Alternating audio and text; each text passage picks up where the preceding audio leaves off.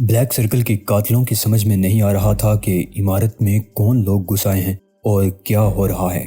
انہیں اپنے ساتھیوں کی لاشیں ایسی حالتوں میں دکھائی دیں کہ انہوں نے کبھی کسی ایسی حالت کے بارے میں خواب میں بھی نہ سوچا ہوگا۔ وہ ادھر سے ادھر دوڑنے لگے۔ اس بھاگ دوڑ میں درندگی تھی۔ وہ پاگل بیڑیوں کی طرح شکار کی تلاش میں سرگرداں تھے، لیکن شکار اپنی بو کے باوجود ان کی نگاہوں سے اوجھل تھا۔ ماسٹر تاؤ نے اسے جو نقشہ بتایا تھا وہ ٹائیگر کے ذہن میں محفوظ تھا۔ وہ ادھر ادھر دیکھتا ہوا سیدھا اس شیشے کی جانب بڑھا۔ اس کے خیال کے مطابق تہہ خانے کا دروازہ ہونا چاہیے تھا۔ یک اس کی نگاہ اوپر اٹھ گئی۔ ایک شخص نے اوپر سے اس پر چھلانگ لگا دی تھی، جبکہ اطراف سے دو آدمی ماسٹر تاؤ پر جپٹے تھے۔ وہ شخص کسی بھاری پتھر کی طرح ٹائیگر کی طرف گر رہا تھا۔ ٹائیگر نے اس کے پیر فرش سے چھونے سے قبل ہی خود کو فضا میں اچھال دیا۔ یوں دونوں فضا میں ہی متصادم ہو گئے۔ ٹائیگر کا دایاں پنجہ اور بایاں پاؤں بیک وقت حرکت میں آ گئے۔ اس شخص نے دونوں ٹھوکریں بیک وقت اچھالی تھی۔ ٹائیگر نے فضا ہی میں کروٹ بدل کر خود کو بچایا اور مزید اوپر اٹھتے ہوئے اس کا بایاں پاؤں حریف کے سینے پر اور دایاں پنجہ اس کے چہرے سے ٹکرا گیا۔ پہلی منزل کی ریلنگ تھام کر ٹائیگر نے دائیں ہاتھ کی دو انگلیوں کو ریلنگ سے صاف کرتے ہوئے نیچے دیکھا۔ وہ شخص مڑی ٹوڑی حالت میں فرش پر اوندے منہ پڑا ہوا تھا۔ اس کے جسم میں خفیف سے بھی حرکت نہیں تھی، گویا وہ زمین پر گرنے سے قبل ہی لاش میں تبدیل ہو گیا تھا۔ ٹائیگر نے ماسٹر تاؤ کی طرف دیکھا۔ اس کے دونوں حریف ایک دوسرے سے بغلگیر حالت میں زمین پر بیٹھتے نظر آ رہے تھے۔ نہ جانے وہ کتنی شدت سے متصادم ہوئے تھے کہ ان کی ہڈیاں ٹوٹ کر گوشت کی تہوں سے نہ صرف باہر آ گئی تھی بلکہ انہوں نے ایک دوسرے کو بھی چھید کر رکھ دیا تھا۔ اچانک ماسٹر تاؤ کا ہاتھ اٹھا اور کوئی چیز سنسناتی ہوئی ٹائیگر کی طرف آئی۔ اس نے چونک کر اپنے عقب میں دیکھا۔ وہ شخص بلی جیسی خاموشی سے آیا تھا اور اس کے ہاتھ میں ایک تلوار دبی ہوئی تھی۔ اس سے قبل کہ اس کا تلوار والا ہاتھ ٹائیگر کے جسم کے کسی حصے پر گرتا، اس کی پیشانی سے کوئی چیز ٹکرائی اور وہ لڑکھڑا کر رہ گیا۔ ٹائیگر نے دیکھا کہ اس کی پیشانی میں لکڑی کا ایک سوا پیوست ہے۔ سیاہ لکڑی کے یہ مخصوص سوئے اس نے پہلے کبھی نہیں دیکھے تھے، صرف اوشان سے ان کا تذکرہ سنا تھا۔ چین کے قدیم کنگ فو فائٹر یہ چوبی ڈاٹ بکثرت استعمال کرتے تھے، پھر آتشی اسلحے نے ان کی جگہ لے لی تھی اور ان کا استعمال دن بدن متروک ہوتا چلا گیا تھا۔ جس شخص کی پیشانی پر وہ سیاہ چوبی ڈاٹ لگا تھا اس کی آنکھیں کھلی ہوئی تھی اور یوں لگ رہا تھا جیسے ان میں حیرانی منجمد ہو کر رہ گئی ہو۔ ڈاٹ جہاں پیوست تھا وہاں سے خون بہہ بہہ کر اس کی ناک پر اور پھر وہاں سے اطراف میں ڈلتا ہوا رخساروں پر رینگتا دکھائی دے رہا تھا۔ تلوار اس کے ہاتھ سے گر گئی تھی۔ ٹائیگر نے اس سمت دوڑنا شروع کر دیا جہاں نقشے کے مطابق لیبارٹری ہونی چاہیے تھی۔ اس نے لیبارٹری کے دروازے تک پہنچتے ہوئے ایک اور آدمی کو ٹھکانے لگا دیا۔ ماحول اب بھی دوڑتے اور تھپ تھپ کرتے قدموں سے زندہ تھا اور اس میں کبھی کبھی درد میں ڈوبی ہوئی کوئی کراہ گونج اٹھتی تھی اور کبھی فائرنگ سے دور و دیوار پر لرزہ طاری ہو جاتا تھا۔ لیبارٹری کا دروازہ ایک دھماکے سے کھل گیا۔ ایک شخص تیزی سے باہر آیا۔ اس کے دونوں ہاتھ سامنے پھیلے ہوئے تھے اور جیسے اس کی نگاہ ٹائیگر پر پڑی اس نے دونوں پاؤں بھی اچھال دی۔ یہ ایک مہلک وار تھا لیکن ٹائیگر بے خبر نہیں تھا۔ وہ اس کا انداز دیکھتے ہی مدافعانہ کارروائی کے علاوہ حملے کے لیے بھی تیار ہو گیا۔ اس نے خود کو پھسلتی ہوئی حالت میں فرش پر گرایا اور اس شخص کے نیچے سے نکل گیا۔ جیسے ہی وہ آدمی اس کے سر سے گزرنے لگا، ٹائیگر کی دونوں ٹانگوں نے کسی شکنجے کی طرح اسے کس لیا اور اس نے پورے جسم کو پھرکی کے انداز میں فرش پر گھمایا۔ وہ شخص اس کی ٹانگوں کے شکنجے میں جکڑا ہوا گھوما اور پھر ٹائیگر نے اسے ریلنگ کی طرف اچھال دیا۔ ریلنگ ٹوٹ گئی۔ اس شخص کے جسم کا نہ جانے کون سا حصہ ریلنگ سے ٹکرایا تھا کہ وہ بلبلا اٹھا۔ اسی باعث وہ خود کو دوبارہ متوازن نہ کر سکا۔ پھر اس کے حلق سے ایک بھیانک چیخ نکل کر فضا میں سر پٹکنے لگی۔ اس کی ایک ٹانگ اور دونوں بازو ٹوٹ گئے تھے اور وہ نیچے گرنے کے بجائے ٹوٹی ہوئی ریلنگ کے ایک حصے میں پھنس کر رہ گیا تھا۔ اگر وہ مر جاتا تو اسے اس اذیت ناک حالت سے نجات مل گئی ہوتی، لیکن وہ زندہ تھا اور یہ زندگی ایسی تھی کہ موت بھی اس سے پناہ مانگتی تھی۔ ٹائیگر نے خود کو فرش سے اٹھایا اور لیبارٹری کے دروازے کو دھکیلتا ہوا اندر گھس گیا۔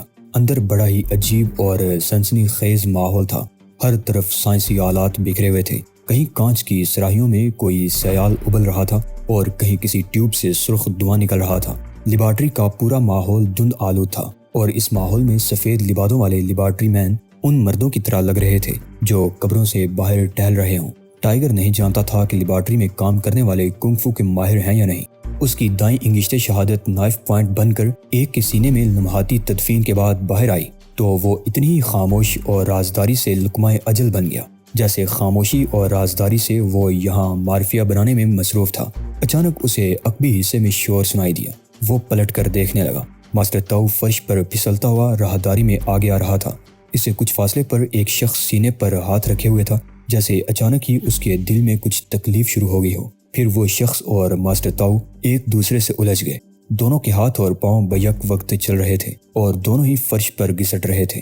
یہ ایک خطرناک داؤ تھا جس میں خود ماسٹر تاؤ کو بھی نقصان پہنچ سکتا تھا، لیکن ٹائیگر جانتا تھا کہ ماسٹر تاؤ ان آدمیوں میں سے ہے جنہیں زندگی سے کبھی محبت نہیں رہی۔ ماسٹر تاؤ جس شخص سے الجھا ہوا تھا وہ غالباً اس عمارت کا بہترین فائٹر تھا۔ اس کے ہاتھ پیروں کی حرکات میکانیکی انداز کی تھی۔ اس کی کئی ٹھوکریں ماسٹر تاؤ کے جسم سے نہ ٹکرا سکی تو دیوار پر پڑی۔ ٹائیگر نے دیکھا کہ وہاں سے پلاسٹر ادھڑنے لگا تھا۔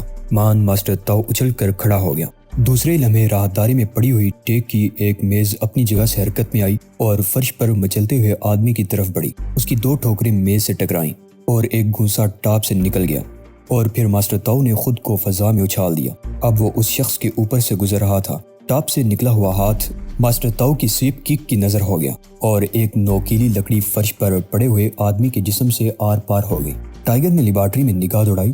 سرخ دھند میں ہر شے بھیانک اور پراسرار لگ رہی تھی۔ ٹائیگر اب بیرونی حصے کی طرف سے پوری طرح مطمئن ہو گیا تھا۔ وہ جانتا تھا کہ ماسٹر تاؤ ان پراسرار وحشیوں کا جنگل بآسانی صاف کر ڈالے گا۔ لیبارٹری کی میزوں کے درمیان خاصا فاصلہ تھا۔ ٹائیگر نے خود کو فرش پر گرا دیا۔ اسی ساتھ ایک شخص دبلا پتلا لیکن لوہے جیسا سخت اس سے الجھ کر لڑکھڑا گیا۔ اس نے خود کو سہارا دینے کے لیے ایک قریبی الماری پر ہاتھ ڈال دیا۔ الماری اپنی جگہ سے الٹ گئی۔ اس الماری میں ان گنت شیشیاں بھری ہوئی تھی۔ الماری سے شیشوں کی بارش ہو گئی۔ کانچ ٹوٹنے کی آوازوں سے لیبارٹری کی دھند آلود فضا میں کوہرام سا برپا ہو گیا۔ شیشوں میں نہ جانے کون سے کیمیکل تھے، شاید ان میں تیزاب بھی تھے کہ فرش پر پڑا ہوا وہ دبلا پتلا لیکن آہنی جسم والا شخص بری طرح جلس کر رہ گیا تھا۔ ٹائیگر کچھ دور کھڑا پلکیں جھپکائے بغیر اس کی لاش دیکھ رہا تھا۔ ایک دور افتادہ میز پر دو کیمسٹ کام میں مصروف تھے۔ انہوں نے اپنے کام سے نگاہ ہٹا کر ادھر دیکھا۔ تین آدمی ٹائیگر کی طرف بڑھ رہے تھے۔ انہوں نے اس پر بیک وقت حملہ کیا تھا۔ ان کے حملے میں بے پناہ جارحیت تھی اور وہ اسے ٹکڑے ٹکڑے کر دینے کے در پہ تھے۔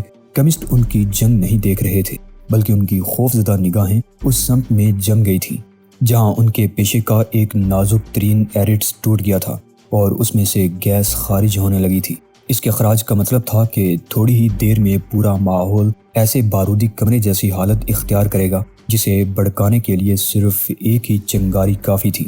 ٹائیگر نے اپنے تینوں حریفوں کی دسترس سے نکلنے کے لیے جو جست لگائی تھی اس نے اسے ایک ایسی میز پر پہنچا دیا جس پر کانچ کی ایک بہت بڑی سراہی میں سرخ سیال ابل رہا تھا۔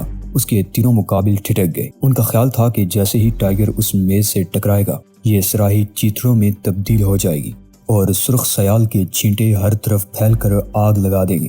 یہی خیال ان دو کیمسٹوں کا تھا جو منہ پھاڑے اور پھٹی پھٹی آنکھوں سے ادھر متوجہ تھے۔ ان سب کے خدشات بے جا ثابت ہوئے۔ ٹائیگر کی حیثیات اسے بتا چکی تھی کہ یہ میز موت نچھاور کرنے والے سامان سے لبریز ہے۔ یہی وجہ تھی کہ اس کے پنجے کسی پرندے کے پنجوں جیسی نزاکت اور نرمی سے ٹاپ پر پہنچے اور وہ پلٹ کر اپنے حریفوں کی طرف دیکھنے لگا۔ اس کے ہونٹوں پر بڑی ہی ناقابل فہم مسکراہٹ رقص کر رہی تھی۔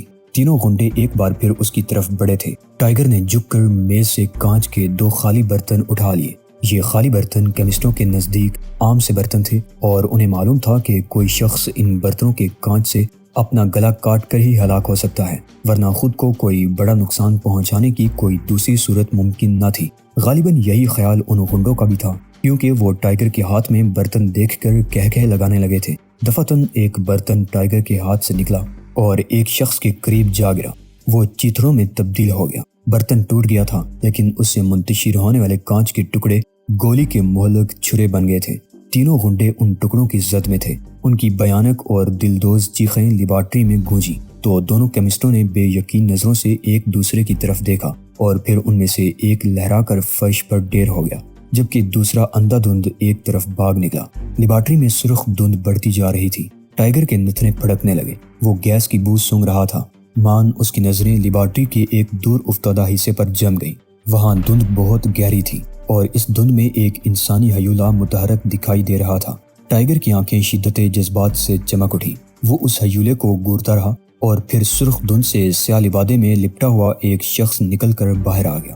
یہ فانگ تھا۔ اس کے ہونٹ سختی سے بچے ہوئے تھے اور اس کی آنکھیں خون اگلتی ہوئی محسوس ہو رہی تھی۔ چہرے کے عضلات میں ایسی سختی طاری تھی جیسے وہاں انسانی کھال نہیں بلکہ اسٹیل کی چادر مڑی ہوئی ہو۔ ٹائیگر نے اس کے قریب آنے کا انتظار نہیں کیا۔ بھاگتے ہوئے کیمسٹ اور دوسرے لوگوں کی اب اس کی نگاہ میں کوئی اہمیت نہیں رہی تھی۔ وہ میز سے فضا میں بلند ہوا اور تیرنے کے سے انداز میں فانگ کی طرف بڑھا۔ اس کا دل خوشی سے جھوم اٹھا۔ اسے توقع نہیں تھی کہ مفرور فانگ سے اتنی جلدی ملاقات ہو جائے گی۔ پاؤنڈنگ ویو نامی ضرب اس نے فانگ کی گنجی کھوپڑی پر لگائی تھی اور فضائی میں کروٹ بدل کر اس کے آہنی پنجے کی دسترس سے دور ہو گیا تھا۔ اس کی چوٹ دفاع کے باعث زیادہ کارآمد ثابت نہ ہوئی، لیکن منکی بلو نے فانگ کا چہرہ چیر دیا۔ اس وقت فانگ اپنے غیر محفوظ گردے کا مقام بچانے کے لیے آئرن ہینڈ نیچے جا رہا تھا۔ ٹائیگر کا پنجہ تیزی سے سمت بدل گیا، ورنہ آہنی انگلیوں کے نیزوں جیسے نوکیلے سرے اس کا پاؤں توڑ کر رکھ دیتے۔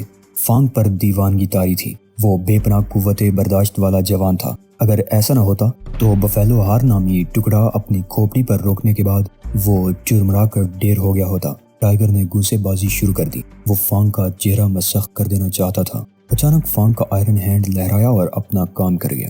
ٹائیگر اچھل کر پیچھے ہٹ گیا۔ اس کی آنکھیں تو بچ گئی تھی، لیکن وہ اپنے بائیں رخسار کو محفوظ نہ رکھ سکا۔ نیزے جیسا ناخن اس کے گال پر گہرا خراش ڈالتا ہوا گزر گیا اور ٹائیگر کے رخسار سے خون کے قطرے ٹپ ٹپ گرنے لگے۔ اس نے ایلیفینٹ کک لگائی۔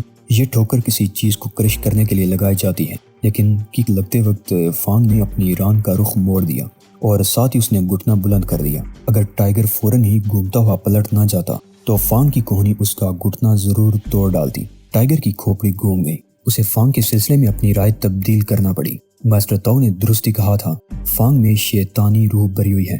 اس کی مہارت، سپیڈ اور داؤ پیچ دیکھنے کے قابل تھے۔ ٹائیگر کو اب اس سے لڑنے میں لطف آنے لگا تھا۔ اس وقت وہ پانی میں نہیں تھے، اس لیے ٹائیگر اس سے لپٹ سکتا تھا اور یہ اس کا واحد خطرناک داؤ تھا جس کا کوئی بھی ماہر مقابلہ نہیں کر سکتا تھا۔ لیکن ٹائیگر نے یہ داؤ آزمانے کا خیال ملتوی کر دیا۔ لڑائی کے دوران میں فانگ نے 2-3 ایسے داؤ بھی استعمال کیے تھے جن سے ٹائیگر کو پہلے کبھی پالا نہیں پڑا تھا۔ وہ ان سے بچ کر نکلنے میں کامیاب ہو گیا تھا اور یہ اس کی ذہانت تھی کہ اس نے فوراً وہی داؤ واپس فانگ پر بھی آزما ڈالے تھے۔ دونوں ہی کنگ فو ماسٹر تھے اور ایک دوسرے کے صحیح حریف تھے۔ جب ماہروں میں کبھی اس انداز کا تصادم ہوتا ہے تو وہ عموماً اپنے تخلیقی داؤ استعمال کرتے ہیں۔ اس طرح ایک تو مقابل پر نفسیاتی اثر پڑتا ہے، دوسرے یہ اندازہ ہو جاتا ہے کہ وہ کتنے پانی میں ہے۔ ٹائیگر اور فانگ کے درمیان یہ تیسری جنگ تھی۔ پہلے 2 مقابلوں میں انہیں ایک دوسرے کو سمجھنے کا خاصا موقع ملا تھا، جبکہ اس مقابلے میں تو ان کی شخصیتیں ایک دوسرے پر نسبتاً زیادہ تیزی سے آشکار ہو رہی تھی۔ لیبارٹری میں غالباً کوئی بھی اور متنفس موجود نہیں تھا، اگر تھا تو وہ خاموش تماشائی بنا ہوا تھا، کیونکہ فانگ کی موجودگی میں کسی کو اس وقت تک مداخلت کی اجازت نہیں تھی جب تک وہ خود اس کی اجازت نہیں دیتا تھا۔ سرخ دھند مزید گاڑی ہوتی چلی گئی۔ لیبارٹری کے کھلے دروازے سے لڑائی بڑائی کی آوازیں سنائی دے رہی تھیں۔ ان آوازوں سے ٹائیگر کو یہ اندازہ لگانے میں کوئی دشواری نہ ہوئی کہ ماسٹر تاؤ اس وقت فرشی منزل پر بلیک سرکل کے باقی ماندہ غنڈوں سے بھیڑا ہوا ہے۔ سونی کہاں ہے؟ یہ خیال اچانک ہی ٹائیگر کو بے چین کر گیا، لیکن وہ سنبھل کر فانگ کی طرف متوجہ ہو گیا۔ فانگ کا حملہ اس بار پہلے تمام حملوں سے زیادہ شدید تھا۔ ٹائیگر پیچھے ہٹنے پر مجبور ہو گیا۔ اس طرح وہ دونوں لڑتے ہوئے ان میزوں کے درمیان پہنچ گئے جن پر ان گنت سیال ابل رہے تھے اور بے شمار ٹیوبوں اور سراہیوں سے دھواں خارج ہو رہا تھا۔ کانچ کے برتن ٹوٹنے لگے، سراہیاں کرچیوں میں تبدیل ہونے لگی، ابلی ہوئی مارفیا اور ابلے ہوئے کیمیکلز بہنے لگے۔ ایتھر کی بو چاروں طرف پھیل گئی اور سرخ دھند بادلوں جیسی صورت اختیار کرنے لگی۔ بہتے ہوئے سیال اور کیمیکلز نے فرش پر گر کر اسے اس حد تک چکنا کر دیا کہ اس پر پاؤں جمانا بھی مشکل ہو گیا۔ دونوں دیوانے کتوں کی طرح ایک دوسرے پر جپٹ رہے تھے۔ ہر بار ایک نیا داؤ آزمایا جا رہا تھا۔ ٹائیگر کی صلاحیتیں رفتہ رفتہ اس پر غالب آتی جا رہی تھی اور وہ ان کا بھرپور استعمال کر رہا تھا، لیکن وقت گزرنے کے ساتھ ساتھ اس کی ہستی بے نقاب ہوتی جا رہی تھی۔ خود فانگ بھی اس کے سامنے کھلتا جا رہا تھا۔ یہ کیفیت جیسے جیسے بڑھ رہی تھی، ان کا مقابلہ مزید سخت ہوتا جا رہا تھا۔ کئی منٹ گزر گئے، ان دونوں میں سے کوئی ایک بھی دوسرے کو چھونے میں کامیاب نہیں ہو سکا۔ ہر بار ناکام ثابت ہو رہا تھا۔ ہر تکنیک رائیگاں جا رہی تھی۔ دونوں کے جسم پسینے میں شرابور ہو گئے تھے اور ان کی آنکھوں کے علاوہ چہروں سے بھی وحشت برسنے لگی تھی۔ دونوں پر جنونی کیفیت طاری تھی۔ جہاں جہاں تیزاب گرا تھا وہاں سے فرش پر گاڑھا دھواں پیدا ہونے لگا تھا، اور جب ایک کیمیکل دوسرے کیمیکل سے بہتا ہوا ملتا تھا تو بڑی ہی عجیب آوازیں پیدا ہوتی تھیں۔ کبھی یوں لگتا تھا جیسے لیبارٹری کے اس وسیع و عریض حصے میں ان گنت اژدہے گھسائے ہوں اور کبھی ایسا دھماکہ ہوتا جیسے کسی نے توپ داغ دی ہو، کبھی گڑگڑاہٹ پیدا ہوتی اور کبھی خفیف سے پٹاخے کی آواز سنائی دیتی، اور ان سب آوازوں سے بڑھ کر وہ آوازیں تھیں جو ٹائیگر اور فانگ کے حلق سے خارج ہو رہی تھیں۔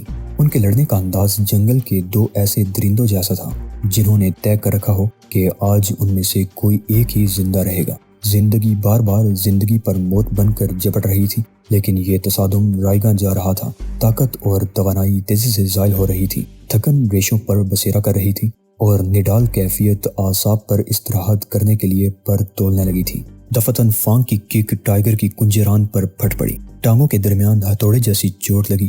ٹائیگر کے ذہن پر تاریکی کا پہلا حملہ ہو گیا، اس کے اعصاب جھنجھنا اٹھے اور وہ گم کر رہ گیا۔ لیکن یہ تکلیف محسوس کرنے کا موقع نہیں تھا، کیونکہ ٹائیگر جانتا تھا کہ اس پر جو کیفیت طاری ہوئی ہے اسے محسوس کر کے فانگ اس پر آخری فیصلہ کن اور قاتلانہ وار کرنے کے لیے بڑھ رہا ہوگا۔ اس کی آنکھوں کے سامنے تاریکی پھیل گئی تھی، وہ سر جھٹک کر پیچھے ہٹ گیا۔ اسی ساتھ فانگ فیصلہ کن وار کرنے کے لیے کسی تیندوے کی طرح لپکا۔ سرخ دھند میں اچانک ٹائیگر کو اوشان کی شبیہ نظر آنے لگی۔ اس نے دیکھا کہ اوشان کا چہرہ مارے غصے کے سرخ ہو رہا ہے، اس کی آنکھوں میں غضب کی چمک تھی۔